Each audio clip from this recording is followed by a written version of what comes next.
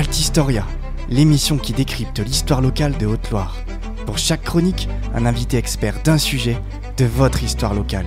Altistoria, tous les mercredis à 19h et tous les samedis à 10h sur les ondes d'FM43, à retrouver sur Spotify ou sur www.radiofm43.org. Bonjour à tous chers auditeurs d'Altistoria et bienvenue dans une nouvelle émission dédiée, vous le savez, à l'histoire locale du département de la Haute-Loire.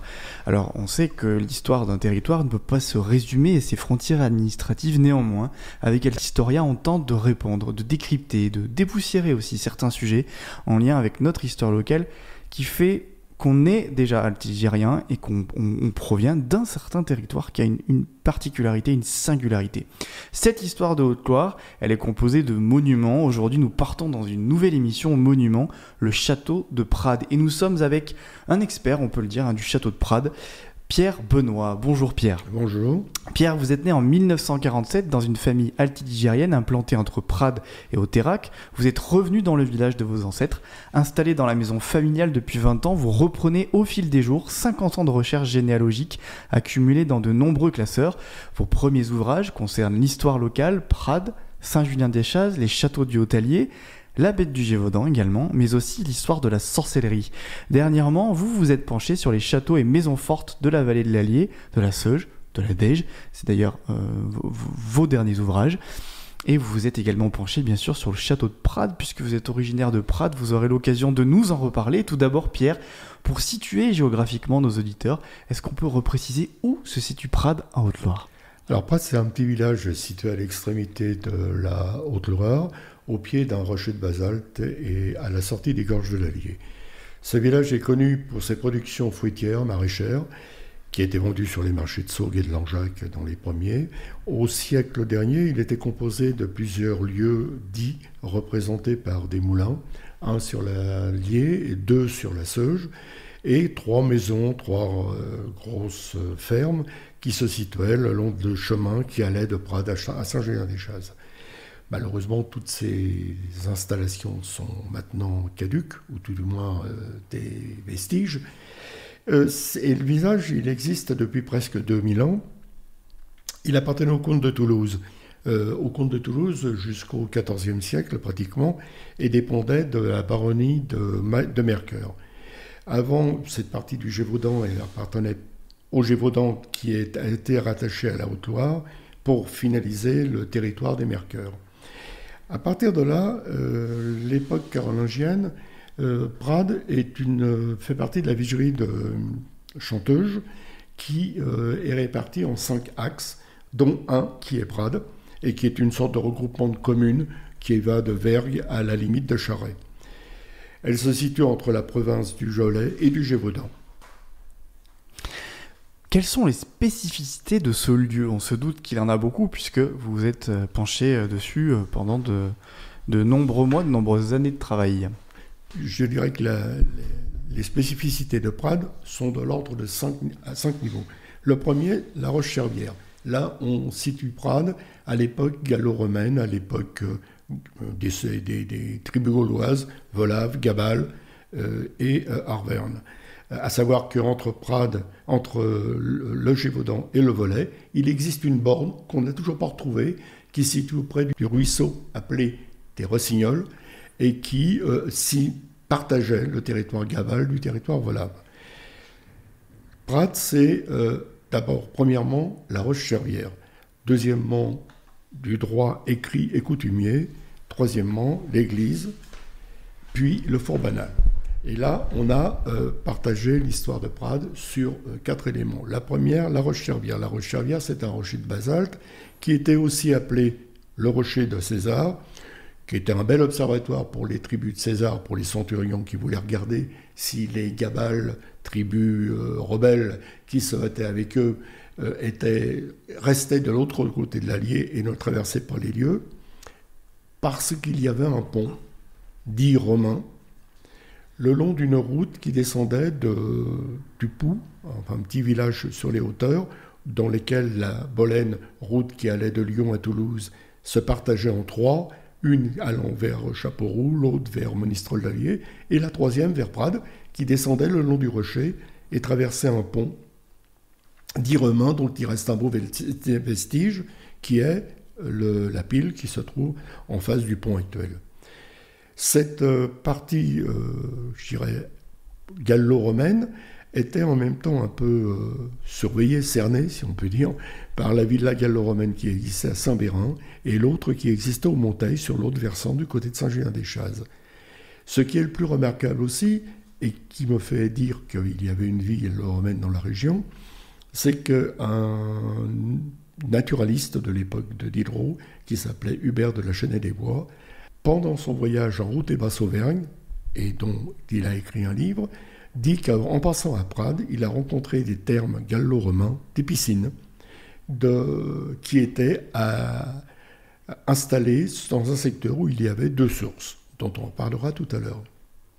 Et ces thermes gallo-romains, les 2 villas, la route qui descend le long du rocher, le rocher de César comme observatoire, et le pont romain, fait qu'il devait y avoir une vie gallo-romaine à cette époque-là, autour de cette roche Chervière. Maintenant, Prades, c'est aussi le droit. Alors, le droit qui a généré deux rivalités entre des grands seigneurs de la région, c'est-à-dire le droit écrit et le droit coutumier. C'est le seul secteur dans la région du Haut-Allier et de la Basse-Auvergne que Chabrol a désigné comme particulier. Chabrol, c'était un juriste du XVIIe qui était lyonnais et qui avait recensé tous les biens, toutes les coutumes qu'il y avait dans cette région en 4 volumes. Et ce droit écrit et coutumier a donné 2 rivalités aux alentours de 1300-1310 entre les Mercœurs, qui étaient les grands seigneurs de la région et qui par coutume disaient qu'ils étaient seigneurs de tout, et les Rochebarons qui étaient déjà devenus seigneurs de Prades.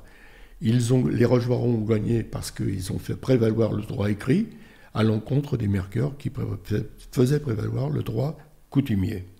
Puis, quelques temps après, 2 siècles après, le château fut aussi, qui appartenait toujours aux Rochebarons, fut aussi le témoin, si on peut dire, d'un siège lié à cette rivalité entre le droit écrit et le droit coutumier. Les Rochebarons se disaient du droit écrit parce qu'ils avaient leur amphithéâtre qui était signé et reconnu. Et puis d'un autre côté, les Pierregourdes, qui eux étaient seigneurs de la vallée et en même temps de ces sources miraculeuses qu'il y avait à Prades, et qui voulaient se prévaloir de la coutume. Après, à Prades, il y a une autre chose qui est remarquable, c'est l'église. L'église que beaucoup pensent, une église qui remonte à l'époque, je dirais, du haut Moyen-Âge, alors que non. Cette église est issue d'un monastère qui appartenait à la Glouchiac, à Odillon de Mercœur en l'occurrence, et qui a été vendu à une famille de petite noblesse qui était devenue seigneur de Prades, les Bertrand des Chazes, dont on parlera un peu après. Les Bertrand des Chazes voulaient absolument, après avoir acheté le château de Prades, avoir une église. Ils ont acheté ce monastère et l'ont transformé. D'ailleurs, pour ceux qui maintenant iront voir l'église de Prades, vous la regardez avec un autre œil et regardez bien le clocher. Ça, quand on s'y attache un tout petit peu, ça montre bien que c'est une pièce à rapporter au monastère pour en faire une église. En sachant que les abbesses de Saint-Julien-des-Chazes ont demandé à cette famille Bertrand de mettre dans l'église les sacrements qu'elle souhaitait. Donc il y a eu une contrainte entre les deux, mais Robert Bertrand, qui était châtelain de Prades, a décidé d'accepter pour avoir son église. Chose qui est intéressante, c'est que cette église, elle est en fin de compte le cimetière des Bertrand. Parce qu'en 1992, quand Aline Michel était maire de Prades, les dalles devant l'hôtel se sont affaissées. Donc, ne pouvant bouger ces dalles sans avoir l'accord de la DRAC est venue, a enlevé les dalles et s'est aperçu qu'il y avait, au pied de l'hôtel, 7 séries de cercueils qui étaient empilés les uns sur les autres jusqu'au niveau des dalles. Et donc, ils les ont sortis Et ils les ont remis précieusement à l'endroit où ils étaient, mais en les sortant, on a retrouvé des pièces. Et là, ce qui est intéressant, c'est qu'on a retrouvé des pièces de monnaie. Par exemple, on a retrouvé des doubles tournois venant de la seigneurie de Boisbel, dans Richemont. Et le Boisbel dans Richemont, c'est un lieu au centre de la France qui battait monnaie, donc qui avait des doubles tournois, et qui, en battant monnaie, a payé les maçons et les architectes qui sont venus, parce que ce lieu-là, Henri IV avait rencontré une belle, et cette belle, il voulait lui faire quelque chose de beau autour d'elle, un beau château, une belle... Et Sully a travaillé là-dessus. Sully ayant appelé des architectes du sud et du nord de la France pour faire une sorte de synthèse de tout ce qui se faisait en France à l'époque. Donc, nous, on a eu 2 maçons qui sont partis de Prades, et ces maçons s'appelaient François Mézard et Claude Pagon, et qui travaillaient pour la famille Bertrand. Et ils sont partis dans le centre de la France et ont ramené forcément, payés par ces doubles tournois, les ont sûrement négociés lors d'achats au village de Prades, et les Bertrand des Chasses se sont retrouvés avec, ou entre leurs mains, ou entre leurs genoux, dans leur cercueil, une pièce de monnaie qui était la coutume rituelle de l'époque. Ça, c'est pour l'histoire de Prades et pour les découvertes récentes dans l'église. À Prades, il y a eu aussi un four banal. Un four banal qui était un four seigneurial pendant très longtemps, jusqu'au moment où la Révolution française a fait que les biens châtelains ont été rachetés la plupart du temps par la famille Cour, Papetier de Prades, et à partir de là, le four banal a été racheté et est devenu en héritage à une Marie Cour qui s'est trouvée seule, sans enfant, et dont le bien allait être vendu à des Langealois. À partir de là, le maire de Prades, Pierre Prades, qui avait fait la guerre de 70, a décidé de l'acheter. Mais comme la préfecture et l'État ne voulaient pas, à l'époque, débloquer des fonds pour acheter un bâtiment qui était un four, mais ça ne les intéressait pas, lui a dit, de mes propres deniers, je les achète, et quand l'État sera décidé à payer la municipalité, je revendrai au sous-le-sous, je revendrai à la municipalité. Et c'est devenu la première boulangerie de Prades, boulangerie avec 2 boulangers qui travaillaient le four et qui allaient distribuer le pain à Charret pour l'un, et pour l'autre avait la zone qui allait de Vergue aux Granges.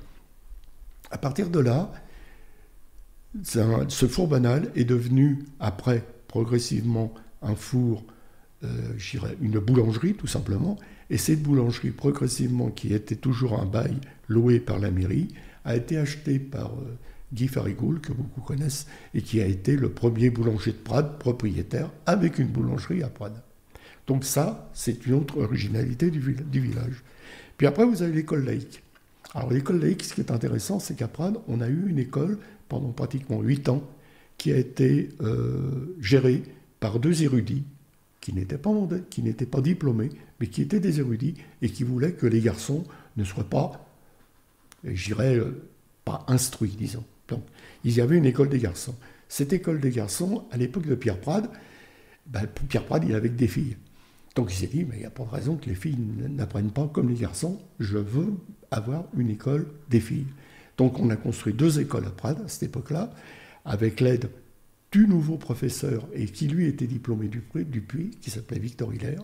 Et ce monsieur qui a mis en place l'école des filles à Prades a permis à 40 filles, puisqu'il y avait 40 filles, 40 garçons à 1 ou 2 près, a permis à 40 filles de s'instruire et de devenir, d'avoir quelques raies d'humains. Ce qui est intéressant, c'est que le 2e instituteur, Monsieur Terne, lui a eu comme professeur à Prades les palmes académiques de l'agriculture. Pour un professeur, c'est quand même pas... Mais tout simplement parce que ce monsieur avait compris que pour garder les enfants, les hommes, à l'école, même les filles d'ailleurs, à l'école de Prades, il les instruisait sur comment on plante, comment on entretient, comment on sauvegarde. Et en faisant ça, il faisait que les parents les laissaient plus longtemps à l'école pour apprendre des choses qui allaient leur servir après chez eux. Et ça, c'était une avancée à Prades qui était formidable. C'était une personne vraiment très cultivée et très intéressante. Le château de Prades, pourquoi est-ce qu'il est si remarquable? Pourquoi est-ce qu'on peut s'y arrêter dessus, sur un ouvrage, etc. Alors, Prades, c'est... Moi, je dis toujours en rigolant un peu, mais Prades, c'est une bande de péage entre le Volet et le Gévaudan. Il fallait absolument que l'on contrôle ce passage. Il y avait 2 grandes familles à l'époque, qui étaient les Polignac et les Montlore. Les Montlore revenaient du sud et avaient remonté l'Allier à partir de la Lozère, étaient installés à Arlampes et commençaient à s'installer dans les gorges de l'Allier. Les Polignac se sont dit, nous aussi on va en partir, et ils sont devenus seigneurs de Prades. Ces seigneurs de Prades sont restés seigneurs de Prades pratiquement 200 ans, et au bout de 200 ans, ils ont laissé le château à une femme Polignac, Agnès de Polignac, qui est devenue dame de Prades. On disait dame à la place de seigneur, quand elle avait la propriété du lieu. Et ils sont devenus dames de Prades. Elle est devenue dame de Prades. Elle s'est mariée avec un Montlore, ce qui paraissait bien. Les Montlore voulaient conquérir l'Allier et la Loire, et les Polignac ne voulaient pas la lâcher non plus. Donc comme ça, il y avait un tandem qui était impeccable. Et puis à partir de cette dame de Prades, on a 150 ans de dames à Prades. Parce que chaque mariage, il n'y a eu qu'une héritière, pas d'héritier. Donc on a eu une dame qui s'appelait Agnès de Polignac, bien sûr, et puis après Blanche d'Asselin, Blanche de Villatte, qui, comme ça, de génération en génération, jusqu'à Catherine de la Roche. Et Catherine de la Roche s'est mariée, elle, avec un Guilde de Rochebaron. Alors Guilde de Rochebaron, c'était le fils d'Héracle. Héracle de Rochebaron, généralissime de Charles le Téméraire, Bourguignon, dans un territoire armagnac. Il y a eu une guerre, la guerre des Armagnacs contre les Bourguignons, et dans cette région de la France, Héracle de Rochebaron a perdu. Quand il a eu perdu, son fils, qui était seigneur de Prades, a été assiégé par les seigneurs Pelot, Vergezac, de Chalençon, etc. Et on fait un siège de 3 semaines. Ce jeune seigneur n'avait que 19 ans à l'époque, était marié, et a tenu 3 semaines face à ses seigneurs, et après a abdiqué, s'est rendu, a fait hommage au roi, et est parti mourir à la bataille de Verneuil. Il avait 22 ans. Mais entre ses 19 et ses 22 ans, il a eu une fille qui s'appelait Henriette. Et cette fille, Henriette, s'est mariée avec le petit-fils de Chalençon. C'est-à-dire qu'une petite fille de Héracle de Rochebaron s'est mariée avec le petit-fils de Jean de Chalençon, qui étaient rivaux 2 générations en amont. Et à partir de là, ce château est devenu la propriété des Chalençon-Rochebaron. Je passe les générations, et quand on arrive au bout de la 4e génération, un Chalençon-Rochebaron s'est trouvé avec des revers de fortune, a voulu vendre. Les Bertrand des Chazes, à l'époque, voulaient absolument acheter le château, mais il leur a vendu le Pradel, et il n'a pas voulu vendre le château parce qu'ils étaient de moindre noblesse. Il l'a vendu à Jean de Lafayette, qui était un généralissime, maréchal de France, qui a guerroyé avec Jeanne d'Arc. Ce monsieur était presque à la fin de sa vie, à 2 ans de sa mort. Sa femme a donné en héritage à une de ses nièces, qui était abbesse des Chazes, le château de Prades. Donc, encore une dame de Prades, à travers une abbesse de Saint-Julien-des-Chazes. Et cette abbesse a été fortement sollicitée pour vendre son château à ce fameux Robert Bertrand, qui devient seigneur de Prades et ouvre la dynastie des Bertrand à Prades. Est-ce qu'il y a des croyances, des légendes particulières pour ce lieu de Prades, le château, mais aux alentours du château? Est-ce que c'est un territoire de croyances? Alors, c'est un territoire de croyances, bien sûr, puisque c'est déjà un territoire très ancré dans la religion, mais les légendes à Prades, c'est surtout les 2 sources. Alors, il y a une source qui s'appelle la merveilleuse, l'eau de la Souveraine, qui arrive au même lieu et qui arrive, comme je vous disais tout à l'heure, à travers les écrits de Hubert de la Chesnay-les-Bois, à alimenter des termes gallo-romains. Ces sources, qui sont miraculeuses, il faut le dire, puisque les gens le disaient à l'époque, était même gardé par des gendarmes, alors des gens d'armes, de Gilbert de Sarrazin, qui était propriétaire des lieux et qui ne voulait que personne ne touche à ses sources. Ceux qui faisaient de l'eau, on n'en sait rien, mais il ne voulait personne. Seulement, il permettait aux Pradiro ou aux Chazot de venir, lors du mois de Marie, c'est-à-dire le mois d'août, de venir chercher toute l'eau qu'ils avaient besoin. Après là, Marie de Vergezac, qui au XVIIe siècle considérait quand même que les sources ne lui servaient pas plus que ça, a permis à toute la population locale de se servir de ces sources. Puis, le terrain est devenu encore une propriété privée. Et cette propriété privée, c'était M. Paulet, qui, au début du XXe siècle, a exploité ces deux sources, et on a fait des sources d'eau médicinale. Alors, miraculeuse, médicinale, on n'est pas loin, et l'Académie des sciences et de médecine de Paris a validé ces sources comme étant favorables pour soigner les intestins et soigner le foie. Et lui les embouteillait. Une fois qu'ils étaient embouteillés, ils étaient livrés à Paris ou dans la région de Clermont pour être vendus. Et puis en même temps, avec des étiquettes anglaises que j'ai retrouvées, c'était en anglais et c'était expédié à Londres. Pierre, vous dites que le futur est inscrit dans notre passé. Pourquoi ? Alors, tout simplement parce qu'à Prades, il y a... on peut dire que Prades... Déjà, Pradas, se dire en occitan, ça veut dire le Grand Pré. Ce Grand Pré, il n'a pas bougé. Il n'a pas bougé depuis, sur tout le territoire de Prades, qui part de Pranier, une autre grande étendue d'eau, enfin étendue de sable et d'eau, et le Mougat, qui est à l'extrême de Prades. Ces trois territoires n'ont pas changé depuis. Les villages ne s'est pas terrible, ne s'est pas étendu, si on peut dire.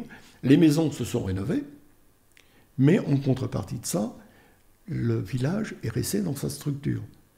Donc on peut dire que quelque part, le passé du village sera le futur du village, parce que les gens qui sont des résidences secondaires, et peut-être même des gens qui ne sont pas originaires du village, les ont reconstruites comme telles.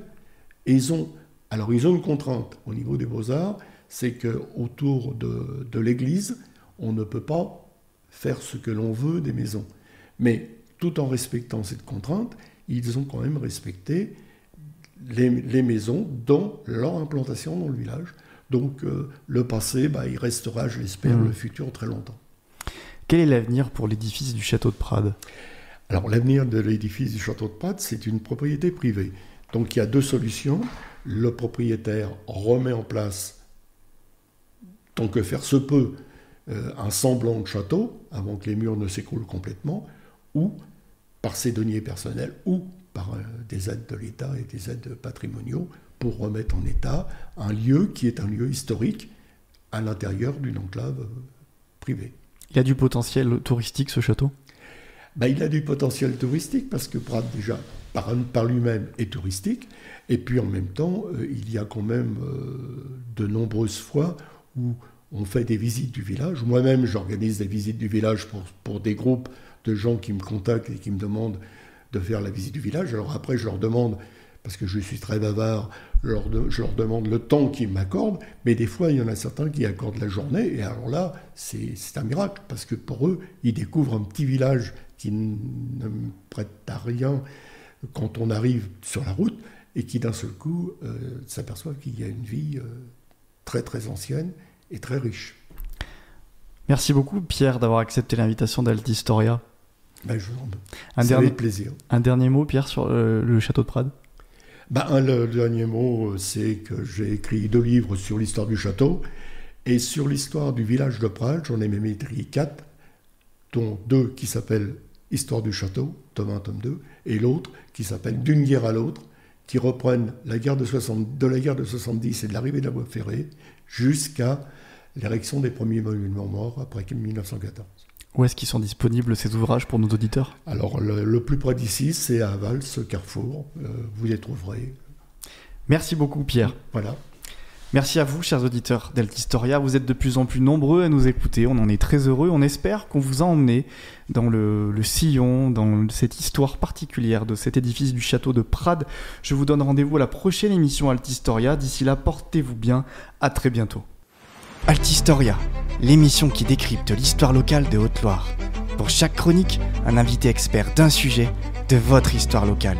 Altistoria, tous les mercredis à 19h et tous les samedis à 10h sur les ondes d'FM 43, à retrouver sur Spotify ou sur www.radiofm43.org.